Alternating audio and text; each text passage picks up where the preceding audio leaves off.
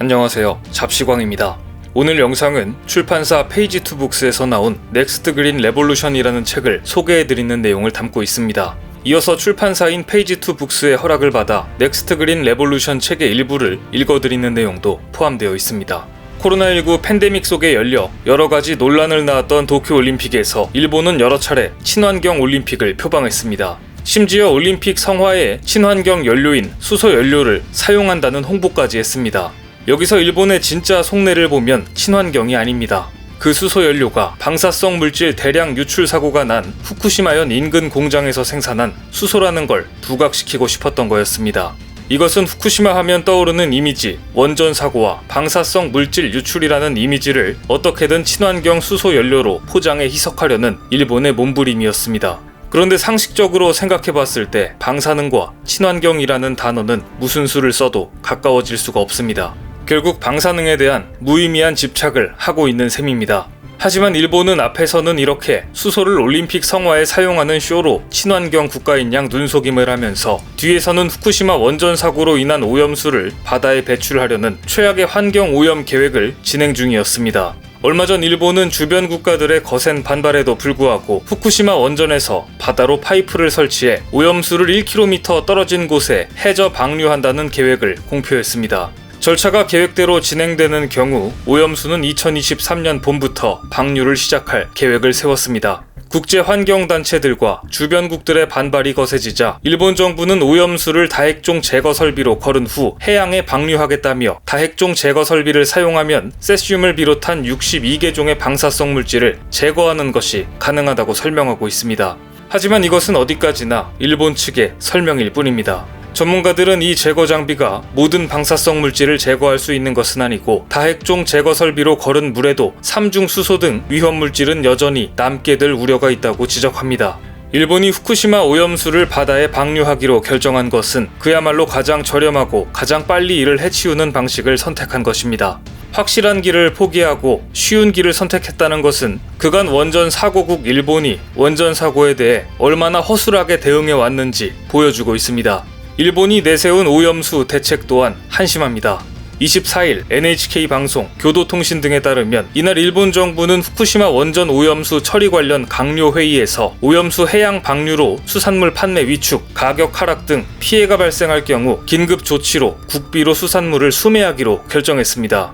결국 국가의 세금으로 수산물을 사들이겠다는 의미입니다. 황당한 것은 후쿠시마현뿐만 아니라 일본 전국 수산물을 대상으로 한다고 전해졌기 때문입니다. 정부에서 일본의 모든 수산물을 사들이겠다는 황당한 이야기인데 아시다시피 수산물은 금방 상하기 때문에 보관이 어렵고 오래 보관할 수도 없습니다.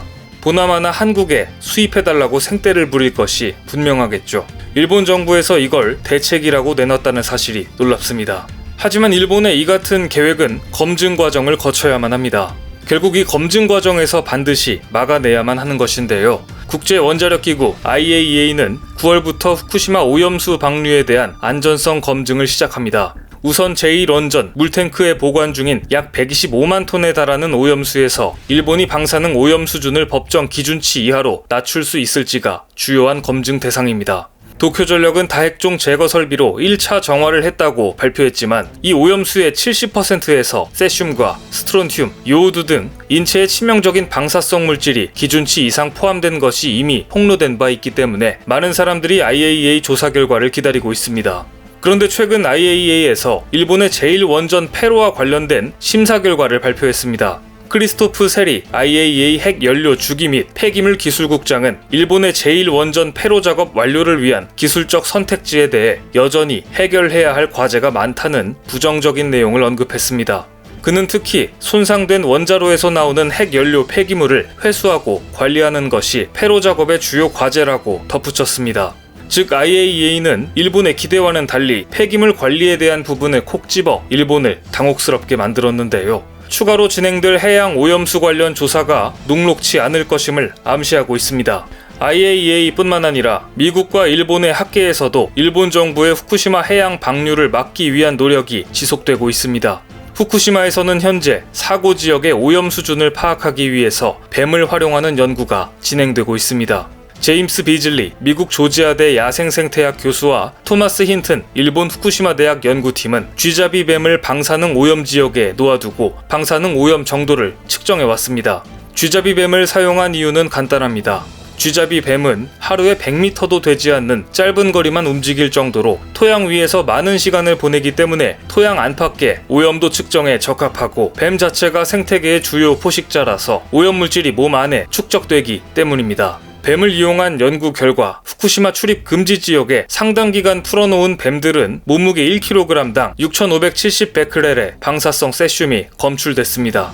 출입 금지 지역 밖에서 확인된 뱀들보다 대략 22배나 많은 세슘이 검출된 것입니다. 후쿠시마 원전에 가까이 다가갈수록 뱀에서 발견된 방사성 세슘은 더욱더 높아졌습니다. 상황이 이런데도 불구하고 일본은 가장 쉬운 방법 오염수를 바다에 버리기를 선택했습니다. 오염수의 해양 방출은 해양 환경과 식품 안전, 인류의 건강에 심각한 영향을 끼칠 수 있는 문제인 만큼 신중하고 책임있게 진행해야 함에도 불구하고 주변국의 반발은 무시한 채 상황을 자기에게 유리한 쪽으로만 끌고 가는 일본의 태도는 일본이 아시아에서 과거사 문제를 다루는 태도와 조금도 다를 바가 없습니다. 반면 한국에서 최근 공개된 신기술은 일본과 전혀 다른 모습을 보여주고 있습니다. 한국은 얼마 전 인류에 도움을 줄 진짜 친환경 기술을 개발했습니다. 코로나19 여파로 일회용 플라스틱 사용이 크게 늘었고 폐 플라스틱은 분해되는데 500년이나 걸립니다. 더구나 그 사이에 해양 생태계를 심각하게 오염시킵니다. 그런데 한국에서 80일이면 분해되는 친환경 바이오 플라스틱 개발에 성공한 것입니다.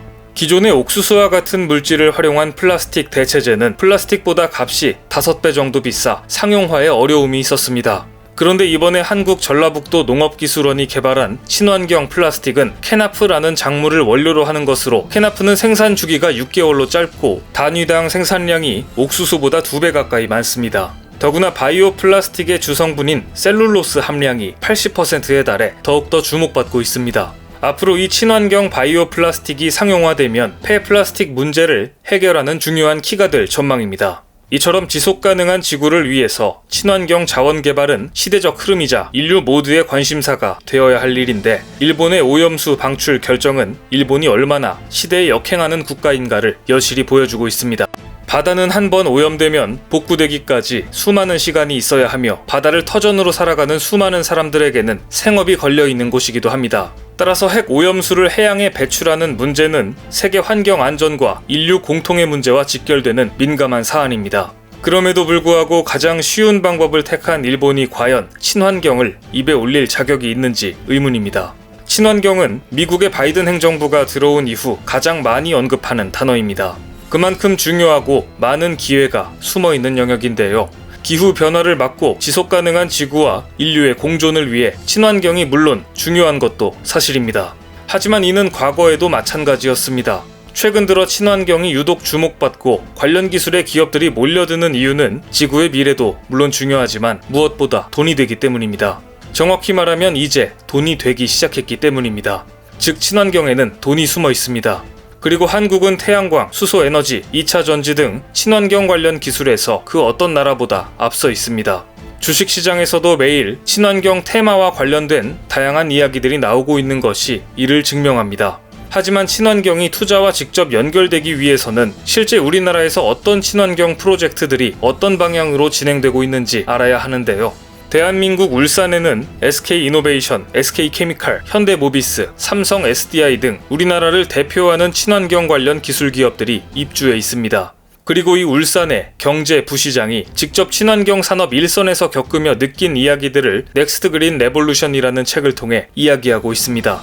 2020년 2월 취임한 조원경 울산시 경제부시장은 연세대학교 경제학과를 졸업하였고 미시간 주립대학교에서 파이낸서 석사를 이후 연세대학교에서 공학박사를 취득했습니다. 즉 경영학적 지식과 공학적인 역량을 두루 갖춘 행정가라고 할 수 있는데요. 그럼 지금부터 울산시 경제부시장이 말하는 친환경의 진짜 이야기 넥스트 그린 레볼루션 책의 일부를 읽어드리겠습니다.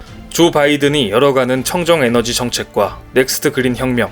조 바이든 미국 대통령은 기후변화만큼 세계가 직면한 더 큰 도전은 없다고 생각한다.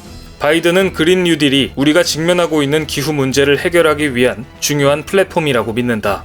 미국 전역의 도시와 마을에서 양질의 중산층 일자리를 창출할 수 있다는 그의 포부는 울산의 미래와 맞닿아 있다. 나는 울산의 대표 기업들을 방문하며 경제 부시장으로서 보고 느낀 이야기를 독자들과 공유하는 것이 나름의 의미가 있다고 생각했다. 이 책은 울산의 보배 같은 인류 기업들의 그린 혁명 활동을 소개하고 평가하며 그린 산업에 투자하는 이들의 이야기이다. 울산은 우리나라 최대의 공업지역으로 조선, 자동차, 석유화학과 같은 에너지를 다양으로 소비하는 중화학 공업이 밀집해 있다. 기후변화와 그린 투자 포인트. 산업수도 울산은 인구 1인당 이산화탄소 배출이 독보적으로 국내 1위다. 울산에는 이산화탄소 배출 규제 대상 기업이 다수 포진해 있다. 이들 기업은 배출되는 이산화탄소를 탄산칼슘 형태로 포집해 건설과 토목 소재로 활용하고 제지 공정에 적용하는 고순도 탄산칼슘을 제조한다. 이산화탄소 규제 자유 특구 사업을 통해 이산화탄소를 산업의 원료로 자원화할 수 있는 실정 사업을 추진하고 이를 토대로 국내 온실가스 산업 생태계 조성 기반을 마련하고 있다. 포집된 탄산칼슘을 도로 포장용 콘크리트 소재나 특수 제지, 고무 같은 화학 소재로 활용해 이산화탄소 제품화에 기여한다. 탄소 중립을 위해 투자자들의 친환경 투자로의 전환과 기술 발전에 따른 신재생 에너지의 효율이 높아져 앞으로도 이러한 흐름이 수십 년간 이어질 전망이다. 아직 초기 시장이라 어떤 기업이 살아남고 어떤 기업이 주도할지 모르는 상황에서는 미래 성장 가능성을 감안해 개별 주식보다는 ETF로 시작하는 것이 위험을 줄이고 투자 수익률을 극대화할 수 있는 좋은 방법이다. 미국 전략국제문제연구소에 따르면 조 바이든 정부가 발표한 추가적인 인프라 투자 정책에서 절반이 넘는 52%는 탄소 배출 절감, 그린 산업 정책 등 신재생 에너지와 관련된 정책이다. 월가는 미국, 유럽 등 주요국이 관련 정책을 추가적으로 발표하고 있어 주식시장에서 친환경 인프라 테마가 다시 부각될 것으로 내다보는 분위기이다. 이러한 추세는 특정 국가의 산업이나 기업에 국한되지 않고 개발도상국과 신흥국까지 전 세계적인 투자 트렌드로 부상할 것으로 보인다. 잘 들으셨나요? 저자는 경제 부시장답게 친환경 이면에 있는 투자에 대한 이야기를 하고 있습니다. 친환경 기술의 중심인 한국, 그 중에서도 공업도시인 울산의 산업 일선에서 있었던 그의 경험과 앞으로의 방향성은 분명 국내 투자자들에게 충분한 통찰력을 제공할 수 있을 것으로 보이는데요. 향후 수십 년 이상 대한민국의 미래 먹거리를 책임질 친환경 테마에 대해 책 한 권으로 끝내고 싶으신 분들께 페이지2북스에서 나온 넥스트 그린 레볼루션을 추천드립니다.